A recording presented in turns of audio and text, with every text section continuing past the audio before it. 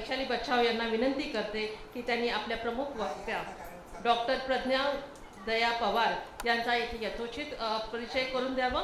त्यानंतर आपल्या संस्थेचे अध्यक्ष आयुष्यमान विजय जाधव यांना विनंती करते की त्यांनी त्यांचं पुष्पगुच्छ आणि शॉल देऊन स्वागत करावं। वैशाली बच्छाव समोर उभी होती, पण तिच्या वतीने मी आता बोलत आहे। आमची प्रज्ञा म्हणजे एक असाधारण व्यक्तिमत्व, जिने मराठी साहित्य जगतात मोठे योगदान दिले आहे आणि तिच्या धैर्याने, बुद्धिमत्ताने आणि सामाजिक न्यायासाठी लढा देण्याचे काम तिने समाजामध्ये अविस्मरणीय केलेले आहे।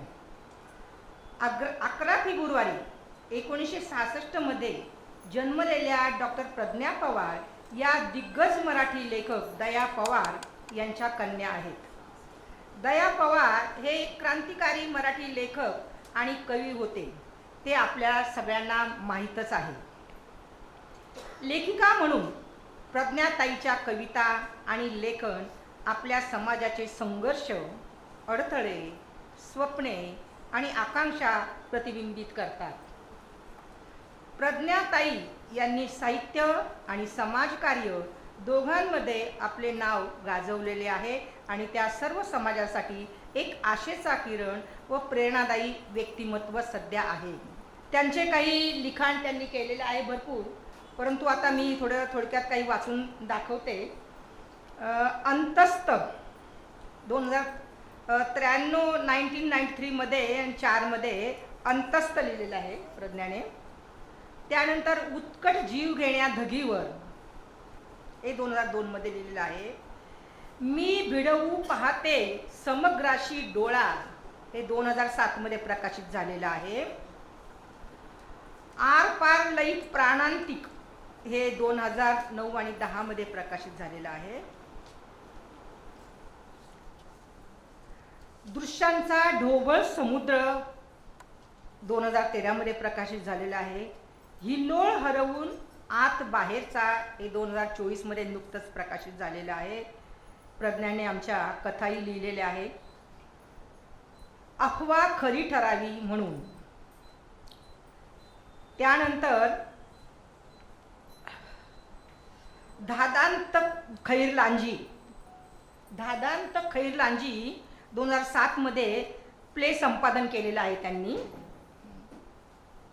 पुढे मी भयंकरांच्या दरवाजात उभा आहे, नामदेव ढसाळ यांची निवडक कविता, यावर प्रज्ञाताईंनी काम केलेलं आहे। आणि ह्या लेखनाबद्दल प्रज्ञा पवारला शासनाचे असे अनेक पुरस्कार मिळालेले आहेत। त्यापैकी काही पुरस्कार: गंगाधर गाडगीळ साहित्य पुरस्कार 2022 मध्ये मिळालेला आहे।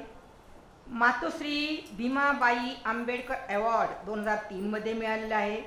बिरसा मुंडा राष्ट्रीय साहित्य पुरस्कार मिळालेला आहे। त्यानंतर महाराष्ट्र फाउंडेशन अवॉर्ड, कवयित्री शांता शेळके अवॉर्ड, महाराष्ट्र स्टेट्स कवी केशवसूत पुरस्कार, बालकवी पुरस्कार, इंदिरा संत विशेष पुरस्कार, बोधिवर्धन पुरस्कार बेंगलोरचा आहे हा पुरस्कार।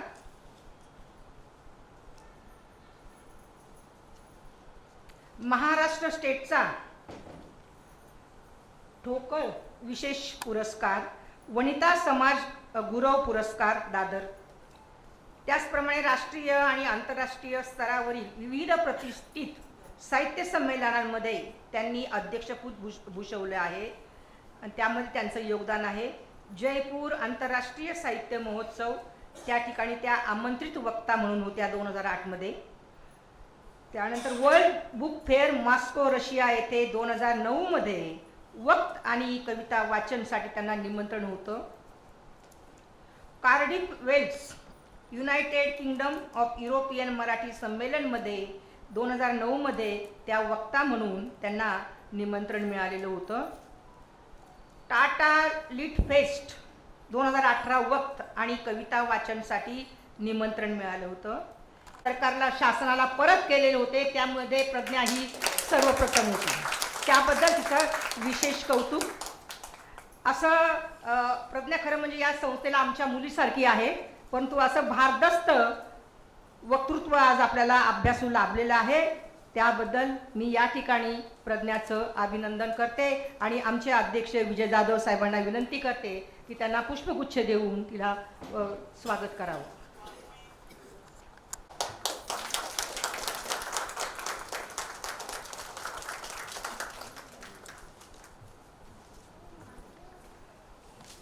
तू कोणती अक्षरे गिरवलीस माहीत नाही मला, पण सावित्री तू इथल्या चुलीजवळच्या हातांना स्वतंत्र केलंस आणि भिडेवाड्यात तिच्या अंगणात तिला झोक्यावरती बसवलंस आणि दिलास झोका जो फार उंच उंच गेला आणि अजूनही जात आहे. सावित्री ही दंगलकार नितीन चंदनशिवेची कविता आहे आणि ही कविता त्यांच्यासाठी मी प्रस्तुत करत आहे. मी तारा बोधोडे यांना विनंती करते की त्यांनी त्यांचा यथोचित परिचय करून द्यावा. लोखंडे, सहआयुक्त कामगार, महाराष्ट्र राज्य कामगार भवन यांचा मी परिचय करून देत आहे. 1991 पासून नाशिक येथे पहिली महिला कामगार अधिकारी म्हणून नियुक्ती, त्यानंतर सहाय्यक कामगार आयुक्त, कामगार आयुक्त, कामगार उपायुक्त, अप्पर कामगार आयुक्त कोकण विभाग पासून ते सहआयुक्त कामगार महाराष्ट्र राज्य अशा सर्वोच्च पदापर्यंत यशस्वी वाटचाल. या पदावर राहून कामगार कायद्याच्या प्रभावी अंमलबजावणीसाठी विशेष लक्ष पुरवून बांधकाम कामगार, घरेलू कामगार यांच्यासाठी विविध कल्याणकारी योजना त्यांनी राबविल्या. बालकामगार प्रतिबंधात्मक कारवाई करून 1000च्या वर जवळपास बालकामगारांची सुटका केली. 25 वर्ष केलेल्या कामाची दखल म्हणून शरद पवार यांच्या हस्ते 2020 साली शिरीन लोखंडे यांचा विशेष सत्कार करण्यात आला. गिरणी कामगारांना बंद गिरणीच्या जागेवर देण्याच्या शासनाची योजना म्हाडासोबत राबवून सुमारे 25,000 घरे मिळवून दिली आहेत. शिरीन यांनी सामाजिक बांधिलकी मांडून अनेक सामाजिक उपक्रम राबविले. वाचनकट्टा अंतर्गत सामाजिक कार्यक्रम, आरोग्य शिबिर, रक्तदान शिबिरे, सामाजिक विषयांवर व्याख्याने आयोजित केलेली आहेत. दरवर्षी 6 डिसेंबरला चैत्यभूमी दादर येथे कामगार कार्यालयाचे दालन ठेवून लाखो भीमसैनिकांना कामगार योजनांची माहिती देऊन मार्गदर्शन केले आहे. शिरीन यांना वाचन आणि लेखन यात रुची असून अनेक वृत्तपत्रातून लेखन तसेच दूरदर्शन, आकाशवाणी येथून कामगार कायद्यांविषयी त्यांची मार्गदर्शनपर व्याख्याने होत असतात. स्त्री मुक्ती संघटन, फुले शाहू आंबेडकर विचारधारा यावर विश्वास ठेवून त्यांचा प्रचार करण्यासाठी त्या कार्यरत असतात. योगा, मेडिटेशन या माध्यमातून मित्रमैत्रिणींच्या समूहामध्ये व्यायाम व मनशांतीचे धडे देण्यासाठी त्यांचे कार्य असते. तर अशा आमच्या संस्थेचे अध्यक्ष विजय जाधव साहेबांना मी विनंती करते की त्यांनी त्यांचा शॉल व पुष्पगुच्छ देऊन शिरीन लोखंडे यांचा थँक्यू. ही जी वास्तू आहे, ही वास्तू आणि बाजूचा परिसर आमचा, या संपूर्ण परिसरामध्ये त्यांनी अशी कडक शिस्त राखलेली आहे. तर मला एक सकाळी जे असं सहज डोक्यात एक वाक्य आलं की आपल्या देशाचे पंतप्रधान ते तर म्हणजे नेहमी खोटंच बोलतात, तर त्याचा वाद नाही. ते म्हटले होते की नाही ना खाऊंगा न खाणे दूंगा. पण यांनी या परिसरामध्ये पण असंच केलेलं आहे, न पिऊंगा न पिणे दूंगा. संपूर्ण असा परिसर स्वच्छ आणि त्यांची ती त्यांच्या वागण्यातून दहशत निर्माण केलेली आहे. तर एखाद्या संस्थेसाठी ती खूप चांगली असते, त्यामुळे संस्था जिवंत राहते. त्यांचा मी आमच्या महिला विभागाच्या वतीने पुष्पगुच्छ देऊन सत्कार करते.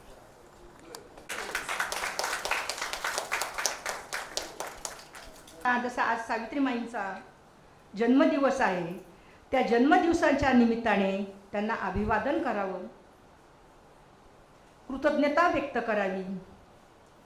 त्यांच्या विचारांवर प्रकाश टाकण्यासाठी आम्ही अभ्यासू तर बोलवले आहेतच, परंतु इथे बसलेल्या प्रत्येक स्त्रीने विचार करावा. ठीक आहे, सावित्रीमाईंनी कार्य केलेलं आहे.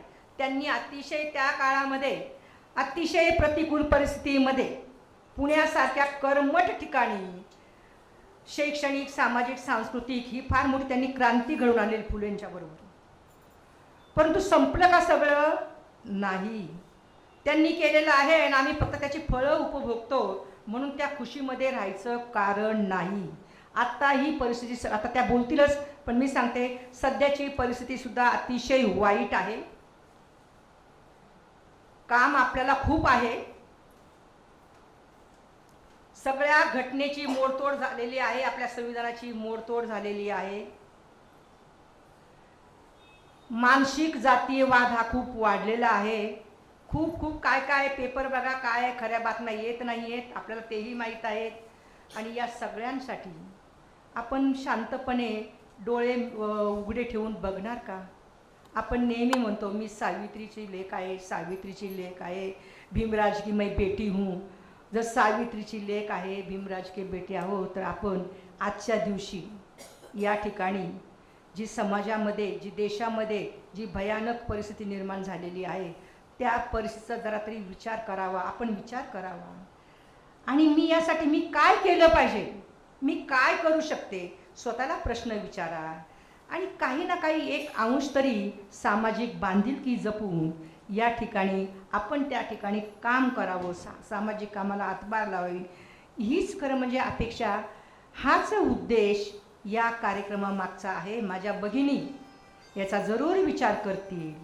त्या अतिशय म्हणजे सजग आहे, सुशिक्षित आहेत आणि खरंच खऱ्या अर्थाने तीच सावित्री माईंना आपलंच खऱ्या अर्थाने ते ज्यावेळेस तुम्ही विचार कराल, काहीतरी घेऊन जाल का, येस मला काहीतरी करायचं आहे, थोडं तरी मी करू शकते, केलं पाहिजे, तेच खरं म्हणजे आपलं सावित्री मातांना अभिवादन राहील असं मला वाटतं. जय सावित्री माता, जय भीम, जय संविधान. की आपल्या संस्थेचे सरचिटणीस आयुष्यमान चंद्रकांत बच्छाव यांचे स्वागत पुष्पगुच्छ देऊन करावे. मी त्यांचे स्वागत करतोय. माखीजा बच्छाव यांना विनंती करते की त्यांनी आयुष्यमती आशालता कांबळे यांचं पुष्पगुच्छ देऊन स्वागत करावं. आशालता ताई आत्ताच त्यांचं प्रकाशित झालेलं आंबेडकरी आई या पुस्तकासाठी आम्ही त्यांचं अभिनंदन करतो. हिरा पवार यांना पुष्पगुच्छ देऊन त्यांचं स्वागत करावं. कार्यकर्ते आहेत त्या दया पवार प्रतिष्ठानाचे अध्यक्ष आहेत.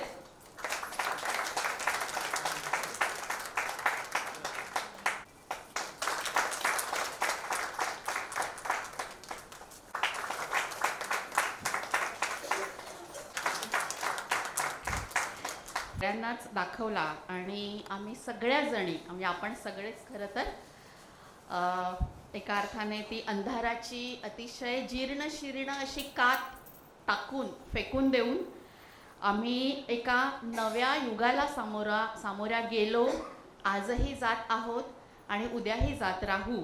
तर आणि हे सगळं ज्यांच्यामुळे शक्य झालं त्या थोर ज्ञानज्योतीला अर्थात क्रांतिज्योती सावित्रीबाई फुले यांना मी सर्वप्रथम अतिशय मनोभावे वंदन करते आणि त्यांच्या 194व्या जयंती प्रित्यर्थ त्यांना मी विनम्र अभिवादनही करते. तसंच मी तथागत गौतम बुद्ध, संत कबीर, महात्मा ज्योतिराव फुले, राजश्री शाहू महाराज, भारतरत्न बोधिसत्व डॉक्टर बाबासाहेब आंबेडकर यांच्या प्रेरक विचारांना, त्यांच्या स्मृतींना, त्यांच्या सगळ्या प्रागतिक आणि पुरोगामी आणि एका अर्थाने मानवमुक्तीच्या चळवळीला सुद्धा अतिशय मनपूर्वक मनोभावे वंदन करते. आज आपण कर्मवीर दादासाहेब गायकवाड यांच्या सांस्कृतिक केंद्राच्या महिला विकास विभागाच्या वतीने ही जयंती साजरी करतो आहोत. खरं तर आदरणीय पुष्पाताईंनी अतिशय यथार्थ अशी सुरुवात त्यांच्या या सगळ्या प्रास्ताविकपर मांडणीमध्ये केलेलीच आहे. त्यामुळे सुरुवात झालेली आहे एका अर्थाने या सगळ्या जयंतीच्या कार्यक्रमाला.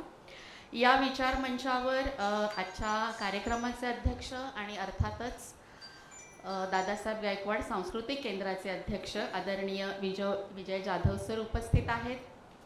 आदरणीय चंद्रकांत बच्छाव सर उपस्थित आहेत. या कार्यक्रमाच्या प्रमुख पाहुण्या सन्माननीय शिरीनताई लोखंडे उपस्थित आहेत.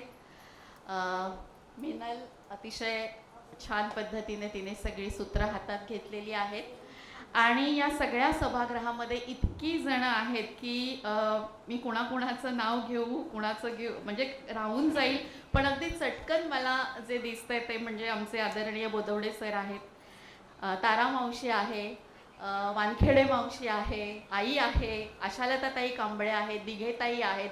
खूप जणांची नावं घेता येतील. अगदी खरं सांगायचं तर दादासाहेब गायकवाड सांस्कृतिक केंद्र आणि मी, आमचं घर, सगळंच पवार कुटुंबीय यांचा जो काही एक ऋणानुबंध आहे ना, तो ऋणानुबंध खूप आधीपासूनचा आहे आणि दिवसेंदिवस काळ जसजसा चाललेला आहे तसतसा हा ऋणानुबंध अधिकाधिक घट्ट होत चाललेला आहे. या सगळ्या माझ्या मावशा आहेत, माझ्या आया आहेत, माझे काका आहेत, सगळ्यांनाच मी मावशी म्हणते, काका म्हणते. आणि आदरणीय विजय जाधव सर असतील किंवा बच्छाव सर असतील, या सगळ्यांनीच म्हणजे मला मुलीसारखं खरं तर मानलेलं आहे आणि माझं खूप कौतुक, माझ्याविषयीचा एक अतिशय अकृत्रिम असा जिव्हाळाही त्यांच्या सगळ्या वागण्यामध्ये दिसतो. मी या सगळ्या निमित्ताने खरं तर अतिशय मनपूर्वक कृतज्ञता व्यक्त करते आणि मला इथे आपल्यासमोर माझे काही विचार मांडण्याची जी संधी दिलेली आहे त्या संदर्भामध्ये सुद्धा मी आपले आधीच आभार मानते. मला एक नियोजित वेळ मी विचारून घेतलेला आहे, पण मी शक्यतो माझी वेळ नक्कीच पाळेन. सुरुवातीला मिनल यांनी माझ्या ज्या कवितेचा उल्लेख केला. मी एक कवयित्री आहे, जरी मी प्राध्यापिका असले. सतीश प्रधान ज्ञानसाधना महाविद्यालयामध्ये मी गेली 34-35 वर्ष मी वरिष्ठ विभागामध्ये मराठी विभाग प्रमुख म्हणून माझी अनेक वर्ष व्यतीत केलेली असली, प्राध्यापिका जरी असले तरीसुद्धा मला माझी एक कवयित्री म्हणून असलेली ओळख ही केव्हाही गोड वाटते, आवडते. आणि मला असं वाटतं की आजच्या सगळ्या मांडणीला सुरुवात मी अर्थातच साऊ जी आपली आई आहे त्यांना आदरांजली मी कवितेतून अगदी सुरुवातीला आपल्यासमोर ठेवते. कवितेचं नावच आहे सावित्रीबाई ज्योतिराव फुले. म्हटलं तर तू तद्दन पारंपरिक, म्हटलं तर तू तद्दन पारंपरिक, म्हटलं तर संपूर्ण अपारंपरिक, किंबहुना अशी एकास एक सुद्धा नसावीस तू सीमांतीकरण झालेली. तू करून टाकलं सरळसोट एकाच रेषेवरून चालणाऱ्या रचिताला पार उलटं पालटं. मम न करणाऱ्या तुझ्या हातात, मम न करणाऱ्या तुझ्या हातात महाकाव्याचं कोणतं पान आलं अंतःसूत्र बदलून. सावली नव्हतीसच तू त्याची थेट, सावली नव्हतीसच तू त्याची थेट. तुझी स्वतंत्र त्वचा, मज्जारज्जूही तुझेच, छोटा मेंदू मोठा मेंदू, हृदयातून स्पंदणारं रक्तही तुझंच, गृहीतकाची नस बदलून. हे असं सलगतेत अलग, अलगतेत सलग, तन्मय एकमय पारदर्शकता त्याच्या तुझ्या नात्यातली. जीव ओवाळून टाकावा असा दखलपात्र पुरुष, अथपासून इतीपर्यंत फक्त माणूसच असलेला माणूस. आणि तू कोण?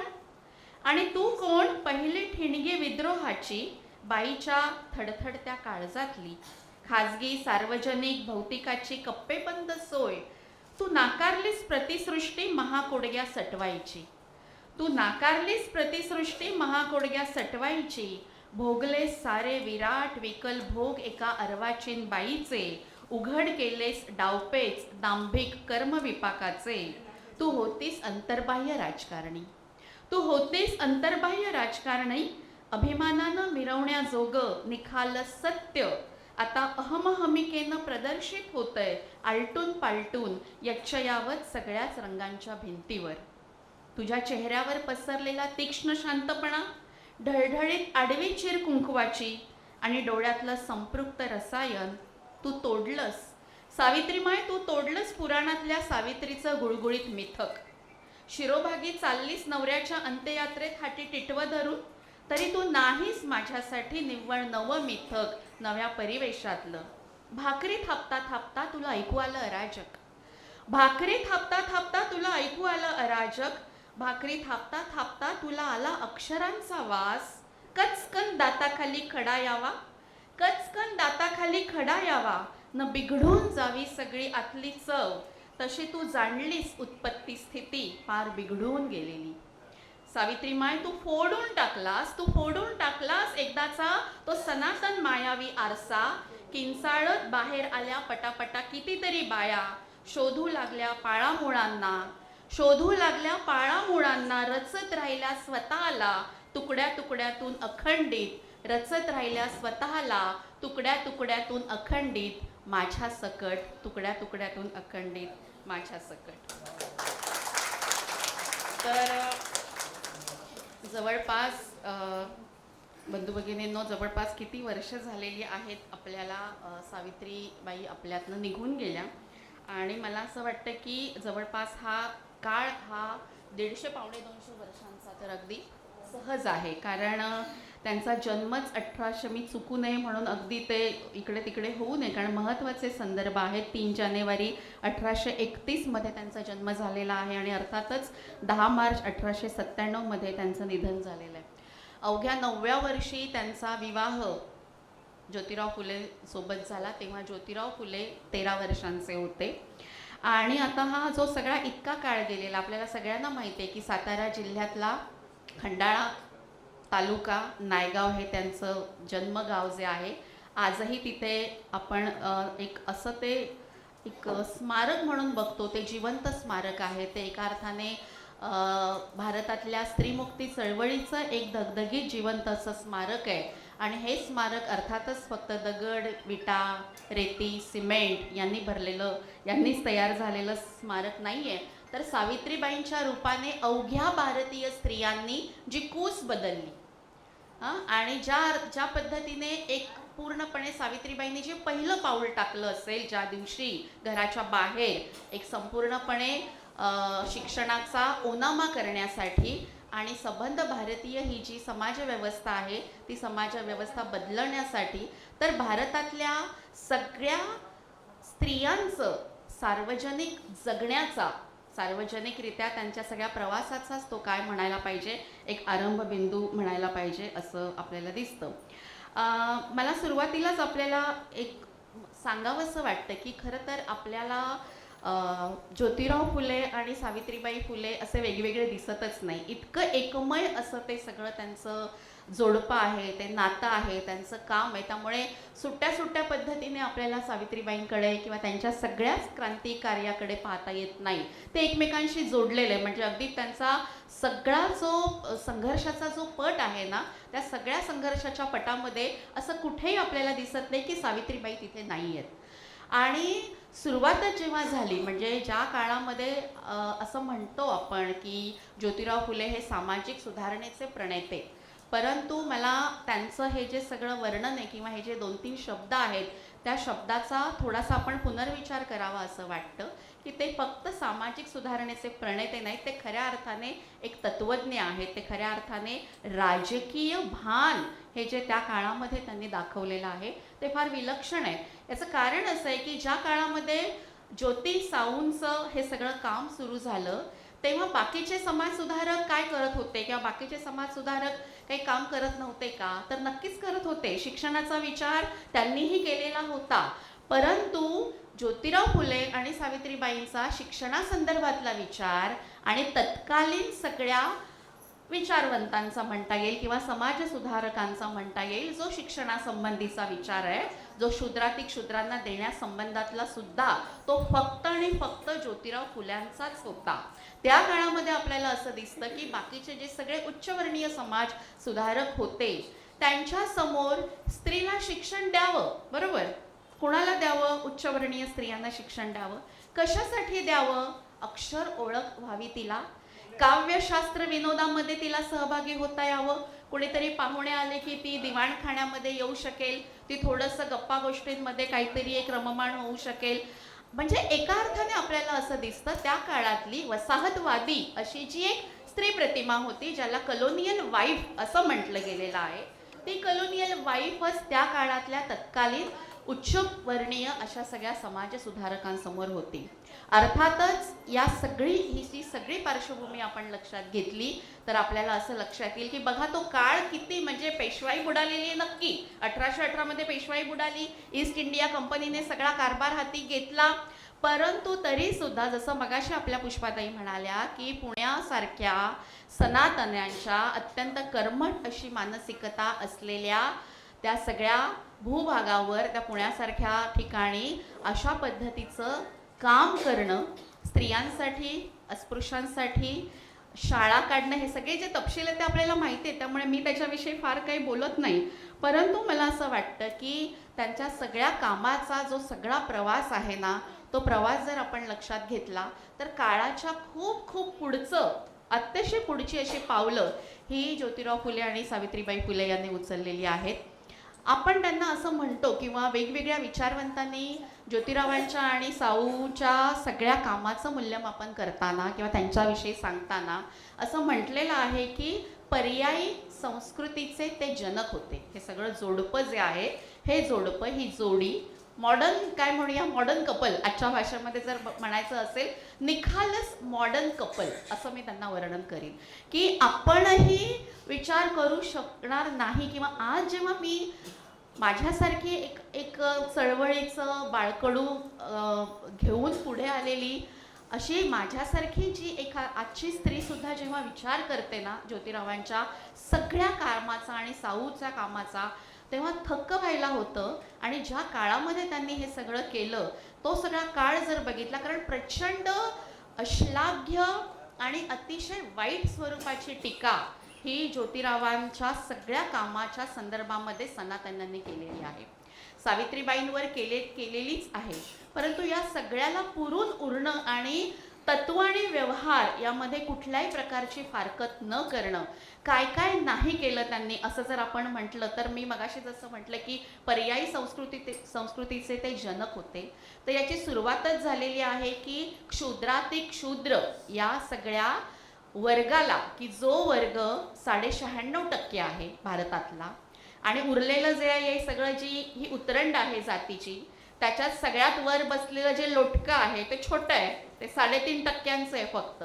पण या 3.5% लोटक्याने आपल्या सगळ्या भारतातल्या या सगळ्या बहुजन समाजावर ज्या पद्धतीची धर्मग्रंथांच्या सहाय्याने, धर्मग्रंथांची भीती दाखवून आणि सगळ्यांना अज्ञानाच्या अंधकाराच्या गर्तेमध्ये लोटून ज्या प्रकारे शतकानुशतक राज्य केलं, तर त्यांना शिक्षण देणं हा माझा पहिला प्रयत्न असेल आणि असं काम मी करेन. हे ते कोणाला सांगतात, हे ते सावित्रीबाईंना तर सांगतात, परंतु त्यांचे जे वडील आहेत गोविंदराव, की त्या गोविंदरावांना सुद्धा ते ठणकावून ते सांगतात. माझ्याकडे आता नेमकं तो एक नाटक आहे त्यांच्यावरचं, आणि अगदी छोटासा प्रसंग आहे. मी मराठी राजकीय नाटक याच्यावर माझं PhD आहे, आणि मराठी राजकीय नाटकाचा जो ओनामा म्हणजे सुरुवात ही कोणापासून झालेली आहे, तर ती अर्थातच क्रांतिबा ज्योतिराव फुलांपासून झालेली आहे. कारण त्यांनी तृतीय रत्न नावाचं नाटक लिहिलं. म्हणजे आपल्याकडे ना जे सगळे अभिजनवादी आहेत ते अभिजनवादी कधीही श्रेय देत नाहीत ज्योतिराव फुल्यांना. किंवा आमच्या आशालताताईंनी सावित्रीबाई फुले साहित्य मीमांसा नावाचा एक अतिशय महत्त्वाचा ग्रंथ लिहिला, आणि त्यांनी सावित्रीबाई याच कशा आद्य कवयित्री आहेत हे त्यांनी अत्यंत परिश्रमपूर्वक आणि अत्यंत अभ्यासपूर्वक सिद्धीस नेलेला तो त्यांचा ग्रंथ आहे, ज्याची चर्चा किंवा ज्याच्याविषयी बोललं जायला पाहिजे. आत्ता कुठे, म्हणजे जेव्हा संपूर्ण मराठी नाटकांचा सुद्धा ज्यावेळेस उल्लेख होतो तेव्हा सुद्धा ज्योतिरावांच्या नाटकांचा उल्लेख होत नाही. आणि मला असं मी उल्लेखाला म्हणून मी म्हणाले की ते जे मराठी राजकीय नाटकाचा जी त्यांनी सुरुवात केली, तो जो प्रसंग आहे तो प्रसंग मी आपल्या समोर ठेवते. गोपू देशपांडे यांनी सत्यशोधक नावाचं नाटक लिहिलेलं आहे, आणि सीन असा आहे त्या नाटकातला की ज्योतिबा सावित्रीबाईंना लिहायला वाचायला शिकवतायत. ज्योतिबा म्हणतात लिही माणूस. ते काय लिहायला सांगतायत? लिही माणूस. सावित्रीबाई पुस्तकात शोधू लागतात. ज्योतिबा म्हणतात अगं काय शोधतेस? सावित्री म्हणतात तुम्ही सांगितला तो शब्द माणूस. ज्योतिबा हसतात, उत्तरतात माणूस शोधते आहेस, आणि तेही या भटाब्राह्मणांच्या पुस्तकात. मी सांगतो ते लिही. त्या कंटाळल्या आहेत, लिहायला चुकतात. अगं नीट लक्ष दे, आळस झाडून शिक. सावित्री म्हणते मला कंटाळा आला. ज्योतिबा असा कसा कंटाळा येतो? कंटाळा येऊन कसं चालेल? त्या कृष्णशास्त्री चिपळूणकरांनी त्यांच्या बायकोस इंग्रजी वाचायला सुद्धा शिकवलंय. तुला तर नुसतं बाळबोध लिहायला वाचायला शिकवतोय, त्यात काही अवघड नाही. सावित्री म्हणते, एक विचारू का, मी शिकलंच पाहिजे असं काही आहे का? बायांनी लिहायला वाचायचं नसतं असं आबा मला काल परवाच सांगत होते. आबा म्हणजे अर्थातच गोविंदराव, त्यांचे सासरे, काल परवाच सांगत होते. ज्योतिराव म्हणतात, तरीच इतकी तक्रार चालली होती, कंटाळा वगैरे काही खरा नाही. ही खरी भीती आहे सावित्री. भीती ती ग बया कुणाची? धर्माची, खोट्या धर्माची. पाप लागेल का काय, आपण अशुद्ध होऊ की काय याची भीती. सावित्री विचारते, पण खरंच तुम्हासनी नाही वाटत भ्या? माझ्या डोसक्यातनं तो पापाचा विचार दूर जातच नाही. आबाही परवा पापाची कहाणी सांगत होते. गोविंदराव येतात, ज्योतिमांना बोलवतात. हे पहा ज्योती, तू स्वतः सगळा विवेक सोडला तर सोडला आहेसच, वर सुनबाईला त्याच्यात कशाला गुंतवतोयस? ज्योतिराव, तुम्हाला खरं सांगू आबा, मी एक शाळा काढायचं ठरवलंय क्षुद्रांच्या मुलामुलींसाठी. तुमच्या सुनबाईंना मी नुसतं लिहायला वाचायला शिकवत नाही, मी त्यांना त्या शाळेत शिकवायला लावणार आहे. गोविंदराव, सावित्री दोघंही अतिशय चकित होतात. मी शिकवायचं? होय, माझा मित्र भिडे, त्याच्या वाड्यात ही शाळा सुरू करायचं ठरवलंय आम्ही. पर मी ते कसं जमायचं? मला सगळं जमतंय, न जमायला काय झालंय? गोविंदराव म्हणतात, ते फार त्या सगळा संदर्भ बघा. ज्योती, हे कसलं वेळ डोक्यात घेतलंयस? क्षुद्रांची शाळा काढणार, त्यात सुनबाईला शिकवायला लावणार, अरे अनर्थ होईल सगळा, एकदम सत्यानाश. ज्योती, असा वेडाचार करू नको. ज्योतिबा, वेड मला नाही, ब्राह्मण पंतोजींना लागलंय, त्यामुळे क्षुद्रांना शिक्षण मिळेना चाललंय. गोविंदराव, आता ब्राह्मण पंतोजींच्या पण मागे लागलायस तू? ज्योतिबा, मी नाही, ते लागलेत. समस्त क्षुद्रांच्या पाठीमागे ते लागलेत. सगळा हिंदू समाज जातीभेदाने नाचवायचा आहे त्यांना, अज्ञानाच्या अंधकारात ठेवायचा इरादा आहे त्यांचा. तो इरादा मी मोडून काढणार आहे. जातीविहीन समाज उभा करीन मी. तो समाज परधर्माची निंदा करणार नाही, जातीवाचक लहान मोठे पण मानणार नाही. हा जो प्रसंग घडतो, त्या प्रसंगानंतर गोविंदराव त्यांना 2 पर्याय त्यांच्या समोर ठेवतात. ते 2 पर्याय काय आहेत? एक तर हे जे हाती घेतलेलं जे काम आहे हे तत्काळ बंद तरी कर, किंवा ते जर शक्य नसेल तर आजच्या भाषेत जर बोलायचं झालं तर ह्या घरातनं चालू पड. ज्योतिराव आणि सावित्रीबाई काय म्हणतो, नेसत्या वस्त्रानिशी बाहेर पडतात. म्हणजे तत्व आणि व्यवहार याच्यामध्ये फारकत करण्याचा जो काळ आहे, जो आता तर तो खूपच आहे, पण त्याही काळामध्ये तत्कालीन समाज सुधारक हे फारकत करत होते. आणि त्याचं उदाहरण म्हणजे रानडे, की ज्या रानडे यांनी, महादेव गोविंद रानडे, ज्या रानडे यांनी त्यांचा दुसरा विवाह अतिशय लहानग्या मुलीसोबत केला. आणि ज्योतिराव त्यांना विचारायला गेले की असं करू नका, पण तो झाला, माझ्या वडिलांसमोर मी काही बोलू शकत नाही असं ते म्हणाले. आणि त्यांच्या बहिणीचा पुनर्विवाह करण्याच्या सूचना देण्यासाठी किंवा त्यांना कन्व्हिन्स करण्यासाठी ते गेले होते. मला म्हणायचे असं की तत्व आणि व्यवहार याच्यामध्ये अजिबात फारकत न करणारे ज्योतिराव आणि सावित्री तक्षणी घराच्या बाहेर पडले. ज्यांना साथ कोणी दिली तर अर्थातच फातिमा आणि त्यांचे जे यजमान आहेत त्यांनी त्यांना साथ दिलेली आहे.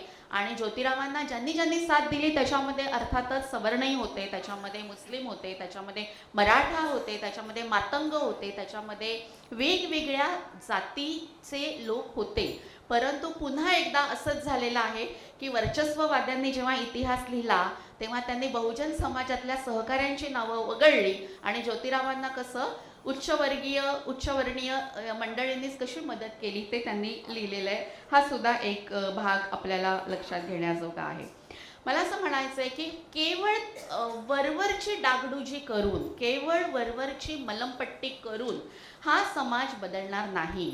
या समाजाला, या भारतातल्या सगळ्या विषम अशा व्यवस्थेला संपूर्णपणे आमूलाग्रपणे बदलायचं असेल तर शस्त्रक्रियाच करावी लागेल, अशा पद्धतीचा त्यांचा जो सगळा विचार आहे. आणि तो विचार प्रत्यक्षात आणण्यासाठी त्यांनी शिक्षणापासून ही सुरुवात केलेली आहे. मी परवा पण कुठेतरी बोलताना म्हणाले होते की शिक्षण घेणं ही आपल्या सगळ्यांसाठी ही फक्त अक्षर ओळख नव्हे, तर गुलामीला उत्तर देण्याची सुरुवात हीच मुळे शिक्षणापासून होते. शिक्षण घेणं हीच मुळे बंडखोरी आहे. शिक्षण घेणं म्हणजे शहाणं होणं. शिक्षण घेणं म्हणजे प्रस्थापितांनी ज्या ज्ञानाच्या किल्ल्या आपल्याच कनवटीला बांधून ठेवलेल्या आहेत त्या ज्ञानाच्या किल्ल्या त्यांच्याकडून हिसकावून घेणं आणि आम्हाला प्रत्येकाला, आपल्या प्रत्येक स्त्रीला, आपल्या घरातल्या हर एक व्यक्तीला त्या ज्ञानमार्गावरून वाटचाल करण्यासाठी प्रवृत्त करणं, प्रोत्साहन देणं आणि त्याच्यासाठी सगळ्या समाज जरी विरोधी गेला तरी त्याचीही तमा बाळगणार नाही अशा पद्धतीने त्यांनी ते सगळं काम केलेलं आहे. आता इथे 2-3 मुद्दे मला फक्त सांगायचे आहेत की जेव्हा मी त्यांना असं म्हणते की हे पर्यायी संस्कृतीचे जनक आहेत. आता ह्या पर्यायी संस्कृतीचे जे जनक ज्योतिराव फुले आणि सावित्रीबाई यांच्या समोर म्हणजे आता असं अजिबात नव्हते की मी माळी समाजाचा आहे तर मी माळी समाजाचाच विचार करेन. म्हणजे एक इतकं विलक्षण असं भान या माणसाकडे आणि त्यांच्या पत्नींकडे आहे असं आपल्याला दिसतं की आपल्याला हे माहिती आहे की तो जो सगळा काळ आहे त्या काळामध्ये प्रत्येक स्त्री समूहाचं त्या जातीमध्ये जन्म घेतलेल्या वेगवेगळ्या स्त्रियांचं विविध पद्धतीने शोषण होत होतं. दलित स्त्रियांचं शोषणाची तऱ्हा वेगळी आहे, उच्चवर्णीय स्त्रीच्या शोषणाची तऱ्हा वेगळी आहे. दलित स्त्री किंवा ज्याला आपण क्षुद्रातिक्षुद्र म्हणूया, मी आत्ताच सांगते की क्षुद्रातिक्षुद्र हा शब्द ज्योतिराव फुले यांनी क्रांतिकारक अर्थाने वापरलेला आहे. ज्या अर्थाने संविधानामध्ये आपण schedule caste, schedule tribe, NT, nomadic tribe, OBC या अर्थाने हा जो 96% ज्याला बहुजन समाज असं आपण म्हणतो त्यांना उद्देशून ज्योतिरावांनी क्षुद्रातिक्षुद्र ही संकल्पना आहे, हा नुसता शब्द नाहीये, प्लीज लक्षात घ्या, ही संकल्पना आहे आणि ही क्रांतिकारी संकल्पना आहे. अलीकडे काय झालेलं आहे की क्षुद्रातिक्षुद्र म्हटलं किंवा दलित म्हटलं की आपल्याला फार लाज वाटायला लागते. मुळामध्ये काही शब्द की जे प्रस्थापित व्यवस्थेने, जे प्रभुत्वशाली व्यवस्थेने केवळ आपल्याला हीन मानण्यासाठी वापरलेले असतात, त्या शब्दांना त्यांच्या अर्थावर उलट करून म्हणजे शब्दांना उलट करून बसवणं आणि त्याच्यामध्ये क्रांतिकारी आशय भरणं, हे जे काम ज्योतिराव फुल्यांनी क्षुद्रातिक्षुद्र या संकल्पनेमधून केलं, डॉक्टर बाबासाहेब आंबेडकरांनी दलित या शब्दातून आणि संकल्पनेतून केलं, हा सगळा भाग आपण थोडासा बघितला पाहिजे. कारण ज्योतिराव फुल्यांनी शिक्षणाच्या संबंधीच काम केलेलं आहे असं नाही, त्यांनी भाषेचा ज्या पद्धतीने सूक्ष्म पातळीवर विचार केला त्यामधले सगळे संदर्भ बदलले, बळीराजाची संकल्पना आणली, त्या सगळ्या इतिहास आणि पुराण याचा एकमेकांशी अर्थ काय असतो, कसा अन्वय लावता येतो आणि हा जे शेंदूर जो चढलेला आहे या सगळ्या मिथ्य कथांवर, तो सगळा शेंदूर खरवडून काढून त्याच्यामध्ये समकालीन आशय भरणं आणि ती सर्जनशीलता त्या मिथकांचा अर्थ लावण्याची जी सर्जनशीलता आहे ती त्यांनी बळीराजाच्या संकल्पनेतून आणली, क्षुद्रातिक्षुद्र या संकल्पनेतून आणली, जी डॉक्टर बाबासाहेब आंबेडकरांनी खूप त्याला एक अत्यंत प्रगल्भ असं प्रारूप दिलेलं आहे त्यांच्या सगळ्या मांडणीमधून, त्यांच्या संविधानामधून. आणि म्हणून मला असं वाटतं की जसं अण्णाभाऊ साठे म्हणाले ना की ही पृथ्वी ही काही याच्या मस्तकावर तरलेली नाहीये, तर ती लाखो करोडो कष्टकारांच्या तळहातावरच ती तरलेली आहे. तर मला असं वाटतं की हा जो सगळा अनुबंध आहे ना, सावित्रीबाईंचा, ज्योतिरावांचा, बाबासाहेबांचा, शाहू महाराजांचा, ते अगदी आतापर्यंतच्या दलित साहित्यापर्यंतचा हा सगळा अनुबंध आपण लक्षात घेतला पाहिजे आणि त्याला खरं तर अधिकाधिक गतिमान कसं करता येईल हे बघितलं पाहिजे. पण आपण काय करतो की नाही, दलित म्हणूच नका, आम्ही आता कुठे दलित राहिलोय, आम्ही आता बदललेलो आहोत, आम्ही असं झालो तसं झालो. मुळामध्ये आपण वेगवेगळ्या ऐतिहासिक टप्प्यावर, इतिहासाच्या वेगवेगळ्या टप्प्यावर त्या संकल्पनांना जो अर्थ प्राप्त झालेला आहे त्या अर्थप्राप्तीचा विचार करून आज आपण त्याला आंबेडकरवादी नक्कीच म्हणूया, आपण आज त्यांना प्रबुद्धतेकडे गेले जाणारं साहित्य नक्कीच म्हणूया. पण ज्या काळामध्ये ज्योतिरावांच्या साहित्याने गुलामगिरी, सार्वजनिक सत्यधर्म, अनेक गोष्टींचा, अनेक त्यांच्या ग्रंथांचा, बाबासाहेबांच्या ग्रंथांचा उल्लेख करता येईल की जे सगळं साहित्य हे खरं तर समाजशास्त्रीय दृष्ट्या अतिशय विवेचक आहे, सौंदर्यशास्त्रदृष्ट्या अत्यंत रोचक आहे आणि राजकीय दृष्ट्या अत्यंत स्फोटक आहे. तर या सगळ्याचा जो सगळा हा प्रवास आहे, हा प्रवास आपण बघितला पाहिजे. एक मुद्दा मगाशी मी बोलता बोलता थोडंसं राहिला, तो मुद्दा परत एकदा उद्धृत करते की त्या काळामध्ये त्यांनी बालहत्या प्रतिबंध ग्रह काढलं. हा फार वेगळा विचार आहे आणि ब्राह्मण स्त्रियांचं, सवर्ण स्त्रीचं जे शोषण होत होतं, बालविवाहाची पद्धत होती ज्याला त्यांनी कडाडून विरोध केला, परंतु स्वतःच्याच घरातल्या स्त्रियांचं त्या घरातल्या पुरुषांकडून जे काही त्या वाममार्गाला त्यांना लावलं जात होतं किंवा त्यांच्या वासनेच्या त्या शिकार होत होत्या, त्या स्त्रियांची संख्या ही त्या काळात अभ्यास झालेला आहे त्याचा, प्रचंड मोठी ती संख्या होती. आणि मग अशा वेळेस आपल्या अर्भकांना ठार मारणं, कुठेतरी विहीर जवळ करणं, कुठेतरी नदी जवळ करणं आणि आत्महत्या करणं असे प्रकार त्या काळामध्ये प्रचंड होत होते. तर अशा वेळी ज्योतिराव आणि सावित्रीबाई यांनी बालहत्या प्रतिबंधक गृहाची स्थापना केली, बालिका गृहाची स्थापना केली. आणि त्यांनी, आपल्याला आश्चर्य वाटतं की सावित्रीबाई केवळ शिक्षिका झाल्या, त्यांनी मिसेस फरार यांच्या नॉर्मन शाळेमध्ये जाऊन शिक्षण घेतलं, त्यांची मावस बहीण पण त्यांच्याबरोबर शिक्षण घेत होती, हे एवढं आपल्याला माहिती आणि ते खरं आहे. पण त्यांनी सुईणीचं पण, म्हणजे बाळणपणामध्ये जे काही त्या काळामध्ये तर एवढे अर्थातच आजच्यासारखी अद्ययावत व्यवस्था नव्हतीच, परंतु त्यांनी सुईणीचं सुद्धा शिक्षण घेतलेलं आहे. बघा, ज्या सवर्ण समाजाने आपल्याला शतकानुशतकं दूर लोटलं, त्या सवर्ण समाजातली स्त्री सुद्धा काय आहे, एका अर्थाने पीडित आहे, एका अर्थाने दलितच आहे, एका अर्थाने पददलितच आहे. तिला माणूस म्हणून पाहणं आणि तिच्यासाठी म्हणजे त्या काळामध्ये ना त्यांनी एक काय केलं, पाटी लावली. ज्योतिराव फुल्यांनी आपल्या घरासमोर एक पाटी लावली आणि ती पाटी, पुणेरी पाट्या एकदम प्रसिद्ध आहेत. मी पुण्यामध्ये जवळपास 1-1.5 वर्ष होते, माझ्या स्वतःच्या UGCची फेलोशिप मिळाली म्हणून. तर त्या पुणेरी पाट्या आपल्याला माहिती आहे. तर त्यांनी एक जी पाटी लावली, तर पुण्यातल्या पाट्या कशा असतात की एकदा या घरी, याचा अर्थ एकदाच या, किंवा दारावरची बेल वाजल्यावर थोडी वाट पाहायला शिका, घरात माणसं राहतात, स्पायडरमॅन नाही, किंवा उदाहरणार्थ इथे बसून पान खाऊन थुंकणाऱ्यांचे गाल लाल केले जातील, असे अनेक पुणेरी पाट्या प्रसिद्धच आहेत. पण ज्योतिराव फुले यांनी जी पाटी तयार केली, ही पुणेरीच पाटी म्हणायला पाहिजे, पण त्या पुणेरीचा अर्थ पूर्णपणे वेगळा आहे, पूर्णपणे आधुनिक असा अर्थ किंवा वेगळा अर्थ आहे. तर त्यांनी ती पाटी जेव्हा लावली तेव्हा त्यांनी असं लिहिलं की हे समस्त आयांनो, महिलांनो, माझ्या बहिणींनो, तुम्हाला बाळंतीण व्हायचं असेल तर माझ्या वाड्यावर या, माझी पत्नी तुमचं सुईणीचं काम करेल, तुम्ही आत्महत्या करू नका, तुमच्या सगळ्या संततीचं आम्ही अतिशय चांगल्या पद्धतीने त्यांचा सांभाळ करू, आमच्या मुलांसारखं त्यांना वागवू आणि या बाबतीतली तुमची जी गोपनीयता आहे ती पूर्णपणे राखली जाईल.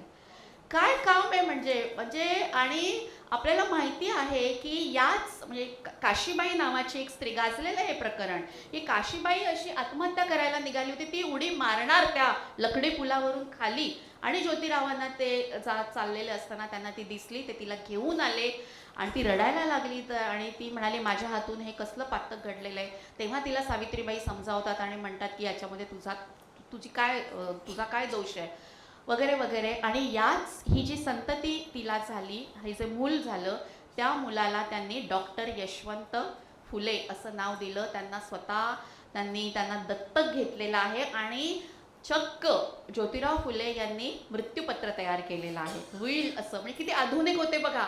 आज सुद्धा अनेक जण मृत्यूपत्र तयार करायचे की नाही, थोडंसं आपल्या मृत्यूच्या विचाराने लगेच थोडे डळमळीत होतात, परंतु त्या काळामध्ये ज्योतिराव फुले यांनी मृत्यूपत्र तयार केलं. आणि सगळी जी काही त्यांची, फार नव्हतं खरं तर, ज्योतिराव फुले हे व्यावसायिक होते, परंतु त्यांनी त्यांचा संपूर्ण पैसा हा समाजकार्यासाठी दिलेला होता.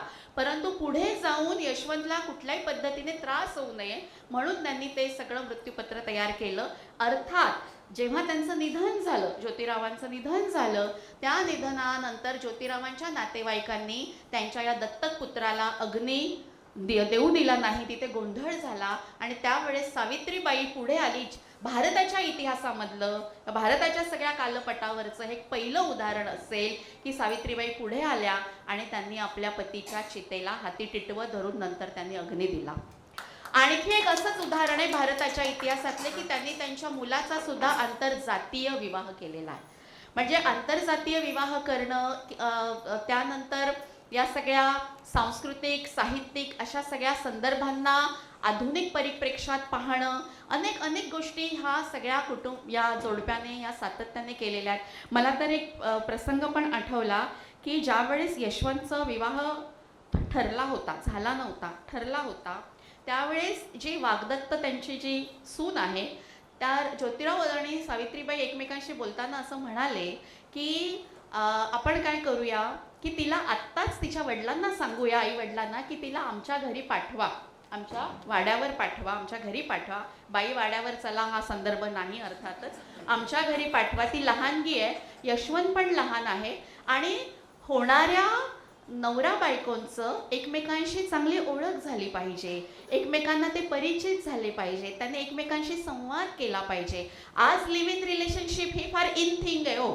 फार इन थिंग आहे. म्हणजे त्याच्यामध्ये काय आता आपल्याला फार वाटत नाही, परंतु हे एक प्रकारे लिव्ह इन रिलेशनशिपचंच एक काय म्हणूया एक सुरुवातीचा एक उदाहरण म्हणून आपल्याला याच्याकडे बघता येईल. म्हणजे कसं असतं आपलं की शिवाजी महाराज जन्माला यावेत ते शेजारच्या घरात, ज्योतिराव फुले जन्माला यावेत ते शेजारच्या घरात, असं काही बोले तैसा चाले असंच हा माणूस होता.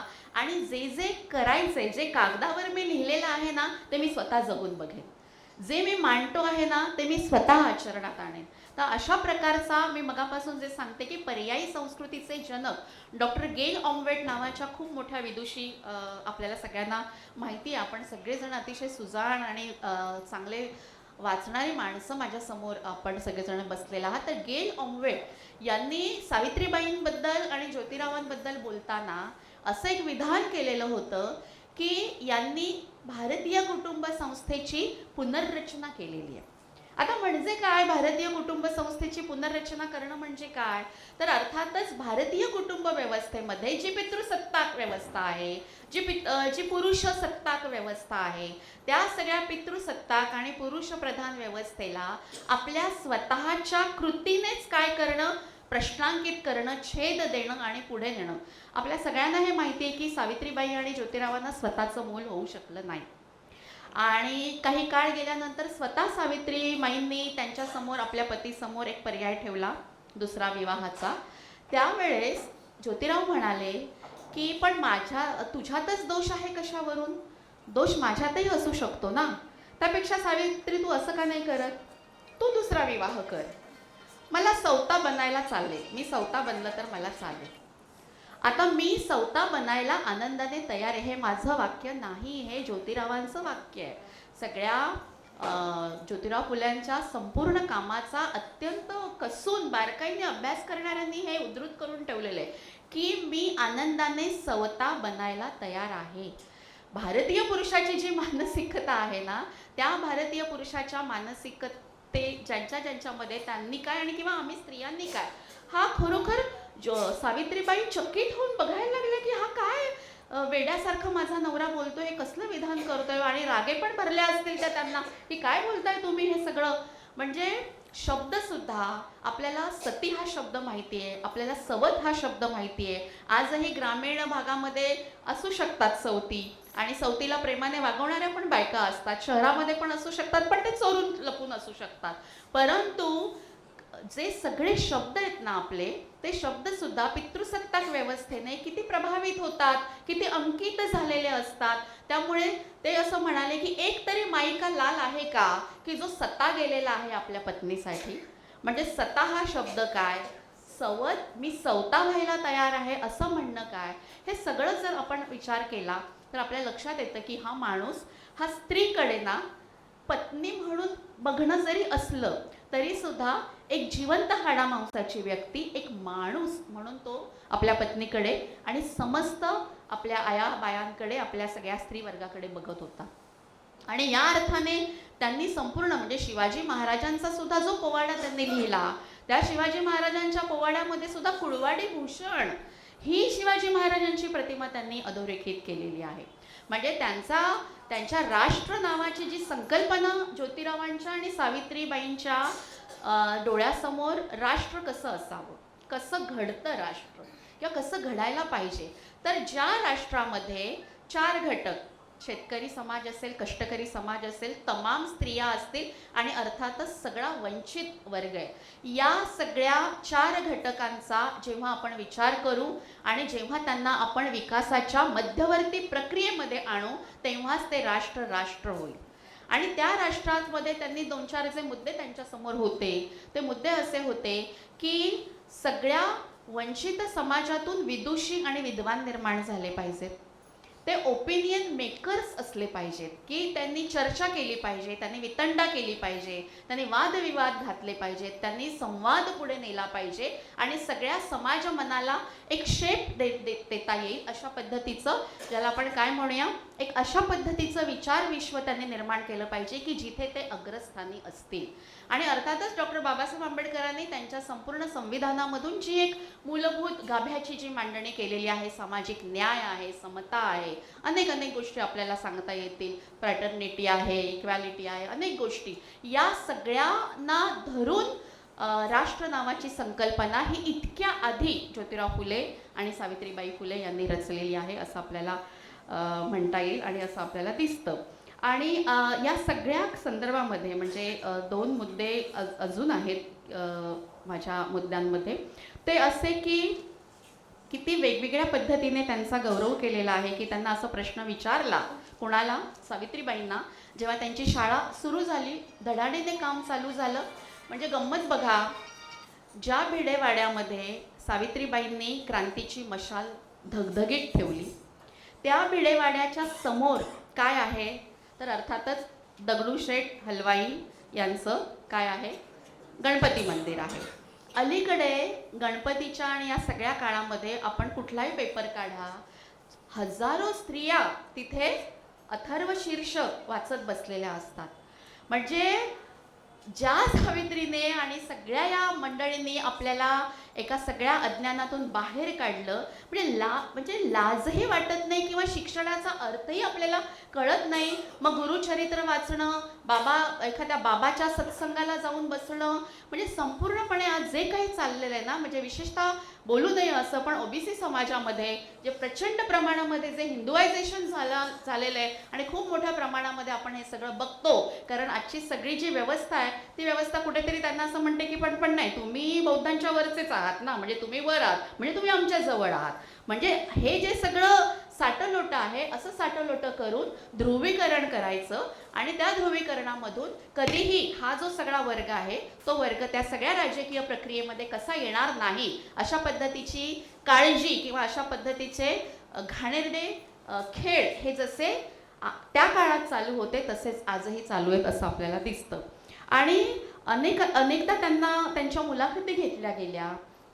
एक ब्रिटिश पत्रकाराने सावित्रीबाईंना विचारलं की काय असं आहे, कुठला ड्रायव्हिंग फोर्स आहे की ज्याच्यामुळे तुम्ही हे सगळं करायला लागलात. तर अर्थातच त्यांचं तेच उत्तर होतं की या संपूर्ण व्यवस्थेमधला जो सगळ्यात शेवटची जी स्त्री आहे, सगळ्यात शेवटचा तळागाळातला जो माणूस आहे त्याला पुढे आणणं, त्याला या सगळ्या अक्षर प्रवासामध्ये सोबत घेणं हा हेतू आहे. आणि अनेक जण, मी आता माझ्याकडे खूप संदर्भ आहेत पण वेळेच्या अभावी मी ते फार इथे त्याचे तपशील सांगत नाही.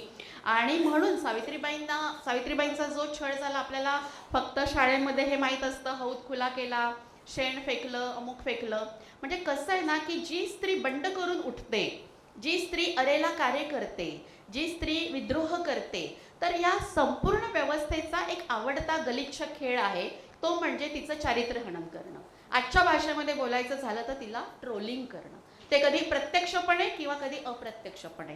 म्हणजे सावित्रीबाईंनावर शेण फेकलं, तिला दगड मारले, तिच्यावर चिखल फेक झाली, हे सगळं जरी झालेलं असलं तरी कुठेतरी ती जी मानिनी आहे ती मानिनी पेटून उठलेली आहे. आणि तिने असं म्हटलं की तात्यासाहेब फुले, आजपासून हा जो तुमचा झगडा आहे किंवा लढा आहे हा फक्त तुमच्या एकट्याचा नाही आहे, हा माझा आहे.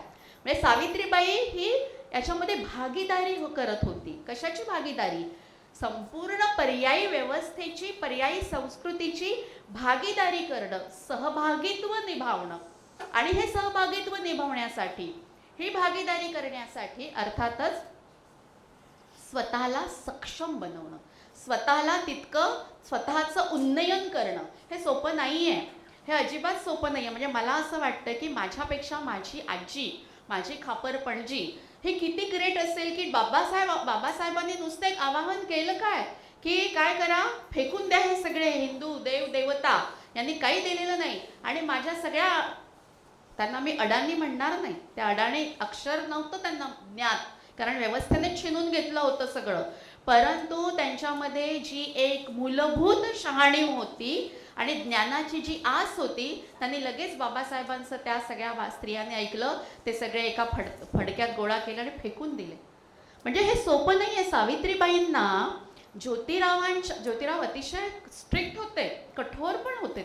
ते जितके मृदू मुलायम होते, पत्नीवर निहायत प्रेम करणारे होते, परंतु त्यांचा जो स्वभाव, त्यांचं जे म्हणजे हा सगळा समाज बदलायचा आहे आणि वाटायला आलेलं आयुष्य खूप कमी आहे, खूप काम करायचं आहे. आणि या सगळ्यासाठी सावित्रीबाईंनी एक स्त्री आहे, लक्षात घ्या, एक मुलगी आहे, ती 9 वर्षाची आलेली आहे, घरामध्ये खेळण्या बागडण्याचं वय आहे, सुरुवातीला कंटाळा करतीये, सुरुवातीला म्हणते मला वाचायचं नाहीये, अमुक नाही तमुक नाही. ती स्त्री एक ज्ञानज्योती होते, क्रांतिज्योती होते. आणि आज मी बघतोय की सगळ्या मुलींना एक आडवी चीर लावीशी वाटते, सगळ्या मुलींना असं म्हणावं लागतं, म्हणजे म्हणावं असं वाटतं की आमची साऊ आहे, आम्ही साऊच्या लेखी आहोत. हा प्रवास हा अजिबात सोपा नाही. काय निखारे ठेवले असतील त्या पदरात, निखारे असं मी म्हणत नाही, तळहातावर निखारे हे ठेवले असतील त्या बाईंनी. आणि आपण खरोखर किती कृतकृत्य असलं पाहिजे. आणि ते असताना आपल्या सोबतच्या ज्या या सगळ्या हिंदुआयझेशनकडे निघालेल्या ज्या स्त्रिया आहेत, त्यांना मूळ टाळ्यावर आणण्याचं सुद्धा, म्हणजे माझे शब्द कदाचित थोडे इकडे माझं त्याच्यामधली छटा फक्त लक्षात घ्या, की त्यांना ताळ्यावर आणण्याचं सुद्धा काम हे आज साऊच्या आपल्या सगळ्या लेकींनाच करावं लागणार आहे. आणि हे खूप मोठं आव्हान आपल्यासमोर आहे असं मला म्हणावंसं वाटतं. एक आंबेडकरी लोकगीत त्या काळामध्ये पण फार, म्हणजे नंतरच्या काळामध्ये ते प्रसिद्ध झालं की सावित्रीने गिळलं अपमानाचं जहर, तेव्हा पुणे झालं विद्येचं माहेर. म्हणजे हे एक अतिशय नंतरच्या काळामध्ये गाजलेलं असं एक आंबेडकरवादी ही सगळं गीत आहे.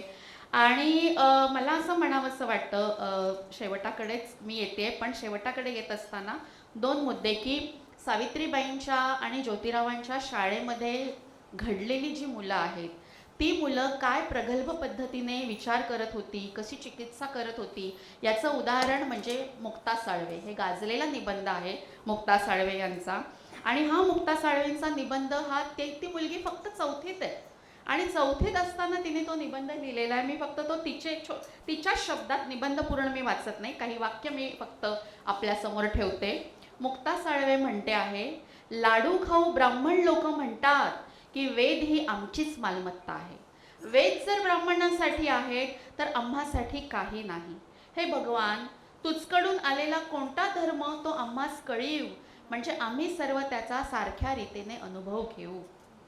परंतु इतकेच नाही तर आम्हा गरीब मांग महाराज हाकून देऊन आपण मोठमोठ्या इमारती बांधून हे लोक बसले न त्या इमारतींच्या पायात आम्हास तेल शेंदूर घालून पुरण्याचा व आमचा निर्वंश करण्याचा क्रम चालवला होता. हे जुलूम विस्ताराने लिहू लागले तर मला रडू येते. म्हणजे मुक्ता साळवेच्या, मुक्ता मांग साळवे, तिच्या या अतिशय छोटेखानी अशा निबंधामध्ये आपल्याला असं दिसतं की आम्ही धर्मरहित आहोत, आम्हाला धर्म नाहीये. कारण तिचं वाक्य काय आहे, आम्ही सर्व त्याचा सारख्या रीतीने अनुभव घेऊ. हा जो हिंदू धर्म आहे त्याचा आम्ही सारख्या रीतीने अनुभव घेऊ शकत नाही. आम्ही विषमतेच्या कितीतरी योजने दूर आम्हाला फेकलं गेलेलं आहे. आणि मग कोणता धर्म आमचा तुम्ही आम्हास कळव. म्हणजे या निबंधामध्ये आपल्याला असं दिसतं की धर्मांतराची कुठेतरी चाहूल या सगळ्या आंबेडकर पूर्व काळामध्ये कशी लागलेली आहे. अर्थात नंतर डॉक्टर बाबासाहेब आंबेडकरांनी एक प्रचंड क्रांती केली. 1956 मध्ये त्यांनी येवल्यामध्ये 1935 मध्ये घोषणा केली. मध्ये त्यांनी काळ दिला हिंदू समाजाला अंतर्मुख होऊन विचार करण्यासाठी, परंतु तो तसा झालेला नाहीये. आणि मग आपल्याला असं दिसतं की डॉक्टर बाबासाहेब आंबेडकरांनी हे जे पूर्णपणे क्रांतीचं चक्र हे फिरवलं, पूर्ण वेगाने फिरवलं, गतिमान केलं आणि आपल्याला एक अत्यंत, म्हणजे काय म्हणूया, एक प्रबुद्धतेकडे नेण्याचा मार्ग दाखवला. पण कुठेतरी त्याची सुरुवात, ज्याला आपण आंबेडकर पूर्व काळ म्हणतो, त्याच्यामध्ये या छोट्याशा या मुलीने दाखवलेली आहे. आणि अर्थातच याचं संपूर्ण श्रेय हे सावित्रीबाई फुलेंकडे जातं. म्हणजे इतका लखलखीत भान चिकित्सेचं सभोवताली जे काही चाललेलं आहे ना, त्याचा अर्थ लावणं सोपं नाहीये. हा देश म्हणजे काय, हे राष्ट्र म्हणजे काय, धर्म म्हणजे काय, त्यात आमची जागा कुठे आहे, आमची आयडेंटिटी काय आहे, आमचा चेहरा काय आहे, आमच्याबद्दल कोण काय म्हणतंय, या सगळ्याचा अर्थ ही छोटीशी मुलगी चौथीतली ही लावते. आणि आपल्याला आश्चर्य वाटतं की हा जो तिचा निबंध आहे, हा निबंध तिच्या निबंधानंतर मला वाटतं 14-15 वर्षांनी एक जोशी नावाचे एक त्या काळातले एक गृहस्थ आहेत, त्यांनी पुणे शहराचा वृत्तांत नावाचं पुस्तक लिहिलं आणि त्याच्यामध्ये त्यांनी हा तिचा निबंध हा परिशिष्टात छापला. त्यानंतर ज्ञानोदयमध्ये सुद्धा जे अहमदनगरवरून निघणारं जे वृत्तपत्र होतं, त्याच्या ज्ञानोदय या वृत्तपत्राने सुद्धा तिचा निबंध 2 भागामध्ये छापला. अलीकडे गेल्या 30 वर्षामध्ये या निबंधाची चर्चा आम्ही सगळे, म्हणजे जे आम्ही स्वतःला स्त्री प्रश्नाचे अभ्यासक म्हणवतो, ते सगळे स्त्री प्रश्नाचे अभ्यासक आम्ही मुक्ता मांग या तिच्या या सगळ्या निबंधानेच सुरुवात करतो. सगळ्या अकॅडमिक्समध्ये आज जिथे जिथे स्त्री अभ्यास केंद्र उभारली गेलेली आहेत संपूर्ण महाराष्ट्रामध्ये किंवा संपूर्ण भारतामध्ये, तिथे तिथे ही चौथीतली सावित्रीबाईंच्या शाळेत शिकणारी मुक्ता मांग ही अकॅडमिक्समध्ये जाऊन बसलेली आहे. म्हणजे काय काय विलक्षण आहे हे सगळं. मला असं वाटतं की ह्या सगळ्या म्हणजे खूप बोलण्यासारखं आहे, परंतु आपल्याला शिरीन ताईंना पण ऐकायचं आहे, नंतरही विजय जाधव सरांनाही ऐकायचं आहे. पण मला असं म्हणावंसं वाटतं की अतिशय काय म्हणूया की खूप एक ओरखडा उमटतो मनावर की ज्या काळाने आपल्याला इथपर्यंत, म्हणजे ज्यांनी इथपर्यंत आपल्याला आणलं, आज जर आपण बघितलं तर आपण खूप मागे मागे मागे जात चाललेलो आहोत. म्हणजे स्त्रियांचे अधिकार घ्या, स्त्रियांच्या संदर्भात होणारे हिंसाचार बघा, सगळं धर्माचं जे काही चाललेलं आहे, संपूर्ण हिंदू बहुसंख्याक वादाकडे सगळं चाललेलं आहे. संविधानाच्या बद्दल काय चाललेलं आहे हे मी सांगायला नको. त्यामुळे मला असं म्हणायचं आहे की फुले आंबेडकरांचा महाराष्ट्र असं जेव्हा आपण शब्दप्रयोग करत होतो ना, तो महाराष्ट्राच राहिलाय का? काही काळ होता, मधला एक स्पॅन काळाचा असा नक्की होता की जेव्हा आपण हे शब्दप्रयोग करत होतो आणि तेव्हा आपल्याला थोडं का होईना असं वाटत होतं की आहे बुवा महाराष्ट्रामध्ये थोडंसं एक पुरोगामी विचार विश्व शिल्लक राहिलेलं आहे, एक उदारमतवादी असा एक अवकाश महाराष्ट्रामध्ये शिल्लक राहिलेला आहे. पण आज आपली सर्व आघाड्यांवर पिछेहाट झालेली आहे, सर्व आघाड्यांवर. आणि आपल्याला दिसते की जे ऑटोनॉमस पॉलिटिक्स करायचं आहे, त्या ऑटोनॉमस पॉलिटिक्सच्या दिशेने जाणाऱ्यांची वाटचाल सुद्धा कुठल्या दिशेने चाललेली आहे हे सुद्धा आपण कुठेतरी अंतर्मुख होऊन आपल्याला काही तसं पॉलिटिकल स्पेसच राहिलेली नाहीये दुर्दैवानं. की जी पॉलिटिकल स्पेस क्रांतिबा फुलेंनी दिली, बाबासाहेबांनी दिली, शाहू महाराजांनी दिली, अनेकांनी दिली, त्या संपूर्ण पॉलिटिकल स्पेस ऑक्युपाय आज कोण करता आहे तर अर्थातच ह्या सगळ्या हिंदुत्ववादी शक्ती ऑक्युपाय करतात.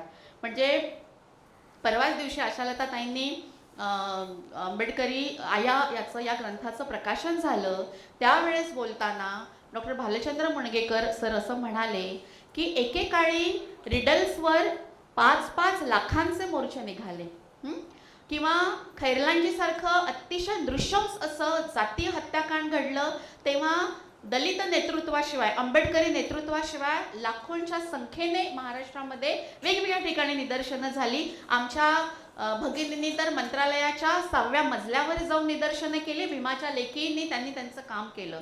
आज बाबासाहेबांचा अवमान ज्या गृहमंत्र्यांनी केला, अमित शहानी केला आणि ज्या पद्धतीने केला, तर निदर्शनं झाली नाहीत असं नाही, झाली, परंतु आपला सगळा आंबेडकरी समुदाय हा आजही खूप मोठ्या ताकदीने आजही रस्त्यावर उतरलेला नाही.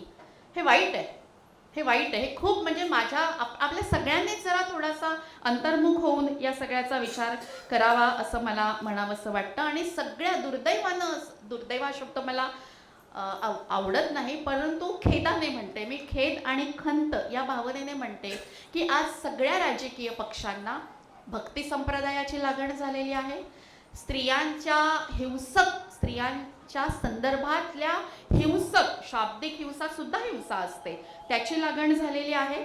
आणि पूर्णपणे समतेच्या तत्वांना पूर्णपणे काळं फासण्याची ही जी सगळीच पद्धती सुरू झालेली आहे. मला असं वाटतं की हा आपला जो सगळा लढा जो इथपर्यंत आणला ज्योती साऊंनी, तो लढा आपल्याला पूर्ववत त्याच्या त्या सगळ्या स्फुल्लिंगासकट, त्याच्या सगळ्या तेजासकट हा जर पुढे न्यायचा असेल तर मला असं वाटतं की आपल्याला खूप कामं करावी लागतील एकजुटीने. आणि फक्त लाडकी बहीण असं म्हणून स्त्रीचं कधीही सक्षमीकरण होणार नाही. कारण जेव्हा लाडकी बहीण असं आपण म्हणतो तेव्हा आपण तिला आश्रित करत असतो. ती आश्रित असते, तिचं मामुलीकरण करतो, तिचं एक टोकनायझेशन करतो. म्हणजे भाऊ देतो आहे, भाऊ काय करतो आहे, लाडक्या बहिणीला काहीतरी देतोय, पण ती बहीण ही या संपूर्ण व्यवस्थेमध्ये एक स्वतःचं एक अर्थपूर्ण अस्तित्व स्वतःच्या श्रमाने, स्वतःच्या कष्टाने, स्वतःच्या शिक्षणाने उभं करेल आणि ज्योती सावित्रीची आणि बाबासाहेबांची लेक म्हणून पुढे येईल. अशा पद्धतीचा व्यवस्थात्मक बदल ही सगळी प्रस्थापित व्यवस्था करत नाही. त्यांना या पद्धतीने सगळ्या स्त्रियांना काय म्हणूया, दरकिनार, हिंदीतला शब्द आहे, दरकिनार करून टाकायचंय, समासाबाहेर फेकून टाकायचंय. त्यामुळे या सगळ्या ज्या चाली आहेत त्या आपण नीट ओळखून घेतल्या पाहिजेत आणि आपल्या सगळ्या पुरोगामी राजकारणाची आज अतिशय वाईट पद्धतीने पिछेहाट होताना आपण सगळं बघतो आणि सगळा भारत हाच एका अतिशय विध्वंसक अशा प्रतिक्रांतीच्या उंबरठ्यावर आज येऊन टेपलेला आहे. आज सावित्रीबाई फुले यांच्या जयंतीच्या दिवशी हे असं विधान आपल्याला करावं लागतंय, ही खूप मोठी शोकांतिका आहे. हे असं पण वास्तव बोलायला पाहिजे. कारण काय होतं, नाहीतर आपण फक्त दरवर्षी 3 जानेवारी येईल, दरवर्षी 14 एप्रिल येईल, दरवर्षी हे सगळे महामानवांचे असे सगळे दिवस येतील, आपण प्रेमभावाने वंदन करू, सगळं करू, विभूती पूजेकडे हे जायला नकोय.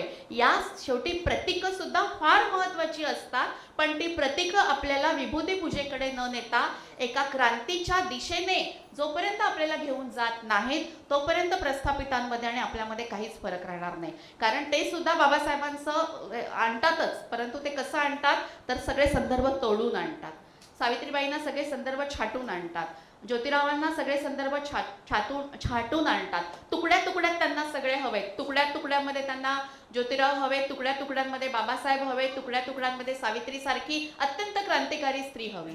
आपल्याला हे सगळं एकवटून पुढे जायचं आहे. आणि मला असं वाटतं की ही सगळी जी माझी तळमळ आहे, आपल्या सगळ्यांच्याच मनातल्या तळमळीला कदाचित मी शब्दरूप दिलेलं आहे. आपल्या सगळ्यांच्याच मनामध्ये ही अस्वस्थता गेल्या अनेक काळापासून आहे. या ठिकाणी मला माझे काही विचार मांडण्याची संधी संयोजकांनी दिली, त्याविषयी मी पुन्हा एकदा सर्व सन्माननीय मंडळींचे, दादासाहेब गायकवाड सांस्कृतिक केंद्राचे अध्यक्ष जाधव सर असतील, बच्छाव सर असतील आणि सगळीच मंडळी, पुष्पाताई आणि आपण सगळ्यांनीच मला ही संधी दिली त्याविषयी कृतज्ञता व्यक्त करते. जय ज्योती, जय साऊ, जय भीम, जय भारत, जय संविधान. आज आपल्या संस्थेचे अध्यक्ष आणि आजच्या कार्यक्रमाचे अध्यक्ष श्री विजय जाधवजी, तसंच आपल्या आजच्या प्रमुख वक्त्या डॉक्टर प्रज्ञा पवार, पुष्पाताई, चंद्रकांत बच्छाव दादा की जे माझ्याशी नेहमी दूरध्वनीवरून संपर्कात यापूर्वीसुद्धा होते आणि आहेत, तसेच अर्चना, तिने माझ्या मागे अनेक दिवसापासून दोषा लावला होता की इथे कार्यक्रमाला यावं आणि काही ना काही कारणास्तव मला यायला जमलं नाही. त्याबद्दल आधी मी तुमच्या सगळ्यांची माफी मागते आणि आज मला इथे बोलवलं त्याबद्दल मी आपल्या सर्वांची खूप खूप ऋणी आहे. आणि तेही अशा वर्षाची सुरुवातच आपण करतो आणि मी देखील माझ्या कार्यालयामध्ये ह्या दिवशी अशाच प्रकारचे कार्यक्रम घेते आणि खरा शिक्षक दिन किंवा खरा महिला दिन हाच आहे असं माझं प्रामाणिक मत आहे आणि मी त्याच दृष्टीने कार्यक्रमांचं आयोजन करत असते. आमच्या कार्यालयात देखील आम्ही सावित्री फुले जयंती मंगळवारी साजरी करणार आहोत आणि तिथे एक कचरा वेचक महिला आहे साबळेताई की ज्या स्त्रीमुक्ती संघटनेशी संबंधित आहे. त्या भीमाच्या लेकीला, त्या सावित्रीच्या लेकीला आम्ही बोलवणार आहोत आणि तिचं आम्ही त्या दिवशी तिची अनुभव ती आम्हाला ऐकवणार आहे. तर अशा पद्धतीचे कार्यक्रम होतात तेव्हा खूप छान वाटतं. एक महिला म्हणून असा सगळा महिला वर्ग बघायलाही अतिशय आनंद होतो. आणि आज मी मैत्रिणीही म्हणू शकते आणि माझ्या मार्गदर्शकही म्हणू शकते, अशा अनेक जण इथे बसलेले आहेत. तर त्या सगळ्यांच्या समोर मला बोलायची आज संधी मिळते, त्याबद्दल पुन्हा एकदा धन्यवाद. एक 3-4 ओळी ऐकवते. न कुरकुरत न आळसता शाळेत जाऊन चला, गुलामगिरीची युगायुगाची बेडी तोडू चला चला. आणखीन एक आहे, आपण ज्याला चारोळी म्हणू शकतो. क्षुद्र अतिक्षुद्र दुःख निवाराया, इंग्रजी शिकाया संधी आली, इंग्रजी शिकोनी जाती भेद मोडा, भटजी भारूड फेकून या. काळ रात्र गेली अज्ञान पळाले, सर्वा जागे केले सूर्याने या, माझ्या जीवनात ज्योतिबा समानंद, जैसा मकरंद गळितला. ही वाक्यरचना तुम्हाला सांगून जाते सावित्रीचं रूप, सावित्रीचे विचार, आणि ती वाक्य ऐकताना ती मूर्तिमंत आपल्यासमोर उभी राहते. एकीकडे ती क्रांतिकारी आहे, एकीकडे ती महिलांच्या शिक्षणाला वाव देणारी आहे. त्याचबरोबरीने आपल्या पतीचं ऋण देखील ती तेवढ्याच ताकदीने आपल्यासमोर मांडते पण आहे. त्यांच्या कवितांचा किती हा आवाका. 2च कविता संग्रह त्यांचे आहेत, पण तुम्ही त्यांचं जर वाचन केलं एक महिला म्हणून, एक मुलगी म्हणून, इतकं त्याच्यामध्ये सगळ्या जीवनाचं सार भरलेलं आहे. आणि आपण थक्क होतो त्यांच्या विचारांनी. एक 150-200 वर्षापूर्वी त्यांनी हे मांडलेले विचार आहेत, आणि ह्या विचारांचं सगळं चित्र आपण ह्या वाक्यांमध्ये बघू शकतो. त्यांचा काव्य फुले हा पहिला काव्यसंग्रह होता. दुसरा काव्यसंग्रह होता 52 कशी सुबोध रत्नाकर. आणि ह्या पद्धतीने त्यांनी जे काही काम केलं त्याच्यात शिक्षणाचा समावेश आहे. मुलींच्या पहिल्या शाळेच्या त्या पहिल्या शिक्षिका आहेत, मुख्याध्यापिका आहेत, प्रौढांच्या शाळेच्या देखील त्या शिक्षिका आहेत, आणि गंजपेठेतल्या राहत्या घरात त्यांनी अनाथालयाची स्थापना केली. आणि जसं मगाशी प्रज्ञाताईंनी सांगितलं ते सगळं ढळढळीत मोठं काम त्यांचं म्हणजे बालहत्या प्रतिगृहाची जी त्यांनी स्थापना केली ती आहे. म्हणजे त्यावेळेस किती क्रांतिकारीपणे त्यांनी ह्या सगळ्या गोष्टी केलेल्या आहेत हे आपल्याला आढळतं. माझी एक लेखिका मैत्रीण काय म्हणते की काही थोर व्यक्ती जन्माला येतात आणि मुळातच असलेल्या अलौकिक गुणांनी साऱ्या समाजालाही मोठेपणा प्राप्त करून देतात. सावित्रीबाई अशाच थोर आहेत. 19व्या शतकात अंधश्रद्धेने आणि अज्ञानाने निश्चेष्ट समाजाला ज्ञानसूर्याचा प्रकाश दाखवणाऱ्या क्रांतिज्योती सावित्रीबाई जनकल्याणाच्या मार्गावर अपमानाचे काटे दूर करीत न डगमगता खंबीरपणे अखेरपर्यंत चालत राहिल्या. भारतातील पहिली शिक्षिका, मुख्याध्यापिका, सामाजिक क्रांतीच्या प्रणेत्या, स्त्रीमुक्ती आंदोलनाची युगकर्ती आणि जातीभेदास जबरदस्त विरोध करणारी पहिली थोर कार्यकर्ती.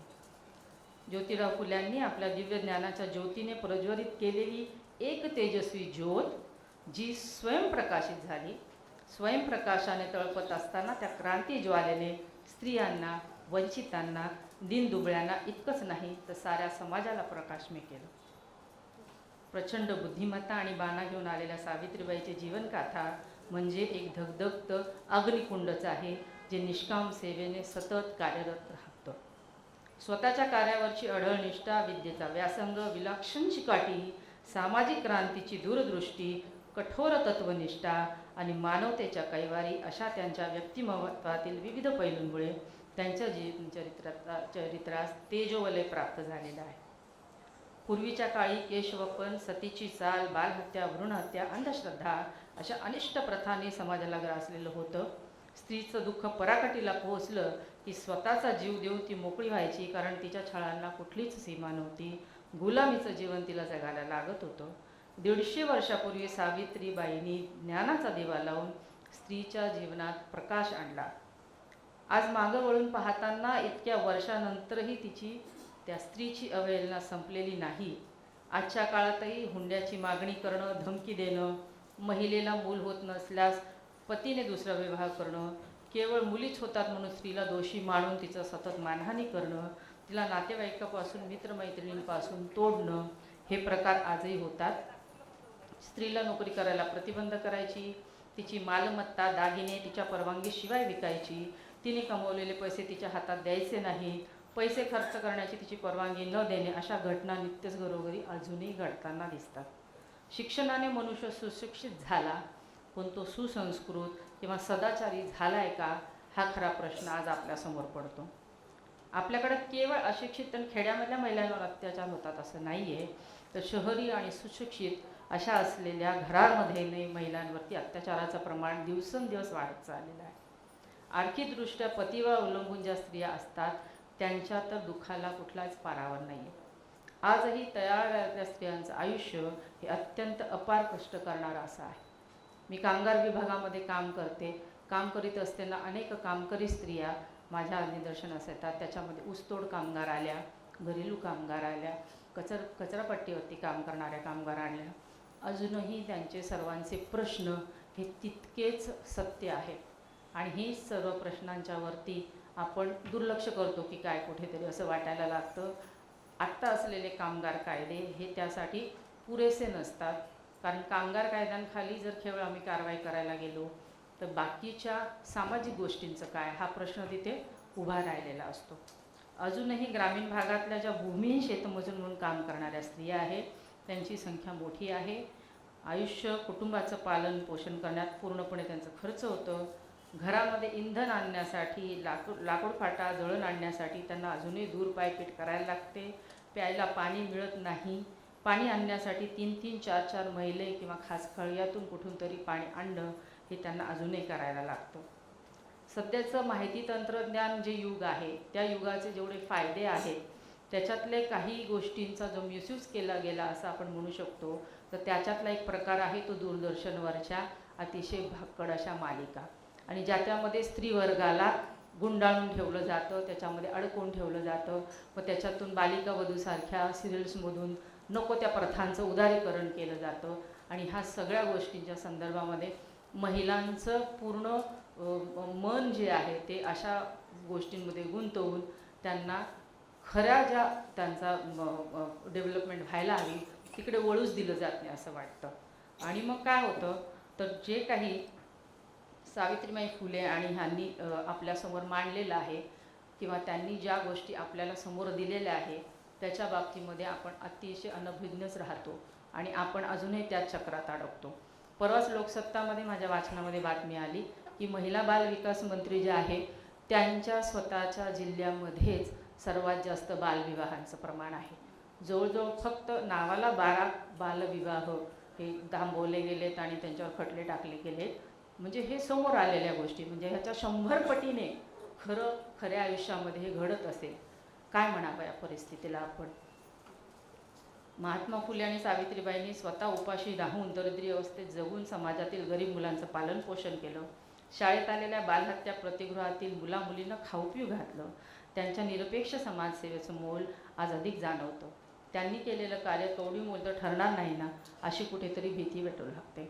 जेव्हा सरकारी कार्यालयातून आणि कामगार दिनाच्या 1 मेच्या दिवशी की ज्या गोष्टीला महात्मा फुलेंचे शिष्य नारायण मेघाजी लोखंडे यांचा पूर्ण विरोध होता, अशा ठिकाणी सत्यनारायणाच्या पूजा घातल्या जातात तेव्हा मनामध्ये खूप वाईट वाटायला लागतं. आजही माझ्या कार्यालयातल्या महिला सहकारी मार्गशीर्षातले गुरुवार मोठ्या हिरिरीने पाळत असतात. मी लहान असताना काहीतरी ते कुठलं ते देवीचे शुक्रवार ते संतोषी मग ते फार अगदी फेमस होते. आता काही कळत नाही, गेल्या 8-10 वर्षामध्ये हे फार फॅड आलेलं आहे मार्गशीर्षातले गुरुवार. म्हणजे स्त्रियांना कशात तरी अडकवून ठेवायचं, काहीतरी गोष्टी करायला लावायच्या आणि त्यांना त्याचं काही वाटत नाही. ह्याचं मोठं दुःख व्हायला लागतं. जसं ताईंनी मगाशी मांडलं तसं की तिला कळतच नाही आहे की ती कशासाठी शिकली. जेव्हा ती ट्रेनमध्ये बसते आणि तिला वेळ असतो तेव्हा ती कुठलं तरी छोटंसं पुस्तक घेऊन काहीतरी वाचायला सुरुवात करते. अमकचरित्र तमकचरित्र, अमक्या बाबाचं तमक्या बाबाचं, किंवा काहीतरी मंत्रसंत्र म्हणायला लागते. इतकं वाईट वाटतं सगळं बघून. असं वाटतं बाई मी तुला एक पुस्तक देते वाचायला, ते तरी वाच हातात धरून. त्यावेळेस तिला वेळ नसतो, पण ह्या सगळ्या गोष्टी करायला मात्र तिला वेळ असतो. गुरुवारची पूजा करायची म्हणून आमच्या कार्यालयातल्या अनेक जणी 4 वाजता निघून जातात. आम्हाला ते करायचं आहे. अरे हे काय चाललेलं आहे. सावित्रीबाईंनी जे तुम्हाला सांगितलं तुम्हाला ह्याकरता शिकवलं का? शिकून तुम्ही सुशिक्षित नाही झालात, अजूनही अडाणीच राहिलेला आहात. ह्याचं खूप वाईट वाटतं ह्या सगळ्या गोष्टी बघून. आणि त्यामुळेच मला असं वाटतं की सावित्रीबाईला आपण विसरू नये. निदान आजच्या दिवसात जर आपण तिची आठवण करत असू तर ही आठवण ही आपल्या वागण्यामध्ये सुद्धा आपण आणली पाहिजे आणि तेवढं आपण नक्कीच सुशिक्षित झालो पाहिजे. आजही माझ्या कार्यालयातील अनेक स्त्रियांना आणि मी माझ्या आजूबाजूच्या स्त्रियांना बघते, मासिक पाळीमध्ये मंदिरात न जाणं, 4 दिवस काही गोष्टी करायला टाळणं, बहुजन समाजातल्या स्त्रियांची ही अजूनही परिस्थिती आहे.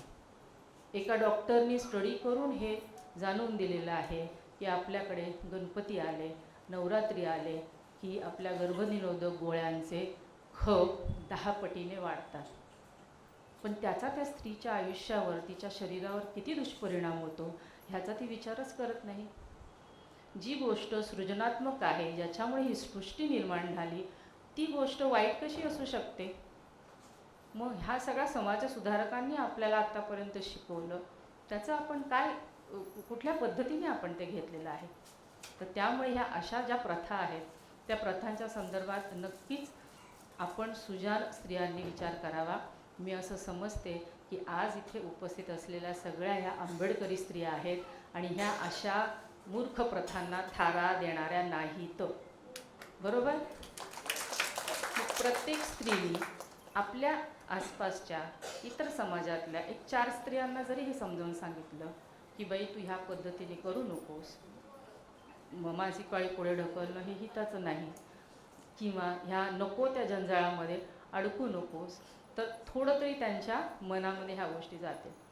गेले 15 दिवसापासून मी माझ्या घरी कामाला येणाऱ्या बाईच्या डोक्यात ही गोष्ट घालायला बघतीये, पण नाही, तिने तो तिचं गुरुवारचं उद्यापन का काय करायचं होतं ते केलंच.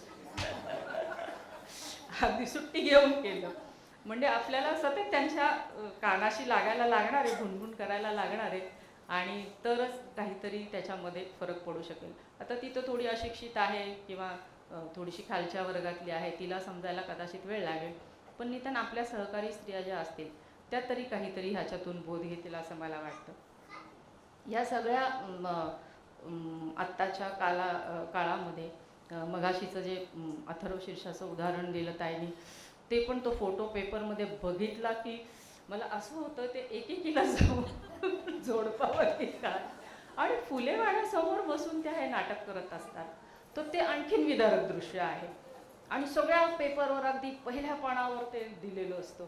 आज एवढ्या 25,000 बसल्या की किती बसल्या. हां, म्हणजे इतकं. आणि जेव्हा आमच्या काही भगिनींनी फुलेवाडा वाचवण्यासाठी मोहीम काढली आणि तिथे बोलवलं, तेव्हा 100 स्त्रिया पण नव्हत्या आलेल्या. माझ्या काही मैत्रिणी, आणि त्यांनी खूप प्रयत्न केले, तेव्हा 100 स्त्रिया पण तिथे नाहीत. आणि ज्या समाजाने शिक्षणाचा म्हणा किंवा पुढारलेल्या सगळ्या गोष्टींचा सगळ्यात जास्त फायदा करून घेतला, तेच आज तुम्हाला ह्याच्यामध्ये अडकवत आहेत.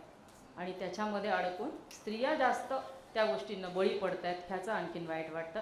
कारण स्त्रियांनी तर खरं जिच्या हाती पाळण्याची दोरी आपण म्हणतो, ती तिच्या घराला उद्धारते तर समाजाला पण ती उद्धारू शकते, हो ना.